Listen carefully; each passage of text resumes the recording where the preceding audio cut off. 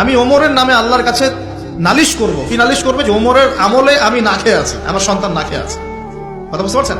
এই কথা শোনার সাথে সাথে ওমর রাদিয়াল্লাহু আনহুর মানে বুকে আল্লাহ পাকের ভয় চলে আসলো, হৃদয় প্রকম্পিত হলো। প্রকম্পিত হওয়ার পর তিনি নিজে চলে গেলেন মদিনায়, যেটাকে বলি আমরা বাইতুল মাল, মানে রাষ্ট্রীয় সম্পদ যেখানে থাকতো ওটাকে বাইতুল মাল বলা হতো। সেখান থেকে একটা আটার বস্তা নিজের কাঁধে উঠিয়েছেন, উঠিয়ে নিজে পায়ে হেঁটে ওই মহিলার বাসায় যাচ্ছেন।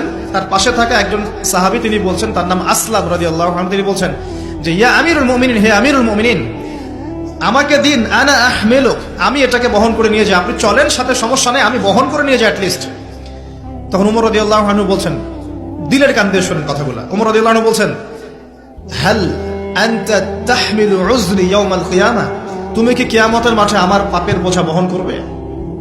সুবহানাল্লাহ, চিন্তা করে দেখ।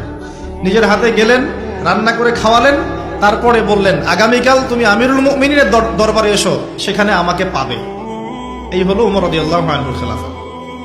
একদিন তিনি তার যে উট, এটাকে পরিষ্কার করছেন। আলী রাদিয়াল্লাহু আনহু দেখে বলছেন, আমিরুল মুমিনিন, আপনি পরবর্তী জেনারেশনের জন্য অনেক কঠিন আদর্শ রেখে যাচ্ছেন, আপনি এত কাজ করছেন তারপরে নিজের কাজও নিজে করছেন।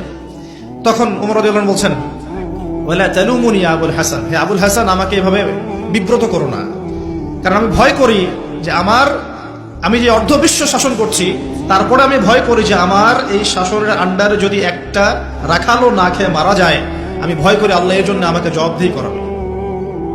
আরেকটা বলে শেষ করে দিই, আমর ইবনে আস রাদিয়াল্লাহু আনহু, তিনি একজন গভর্নর, কোথাকার? মিশরের। কার আমলে আছেন? ওমর রাদিয়াল্লাহু আনহুর সময়। তো তার ছেলের নাম হচ্ছে মুহাম্মদ। তো সেই মুহাম্মদ আমর ইবনে আসের ছেলে রাদিয়াল্লাহু আনহু।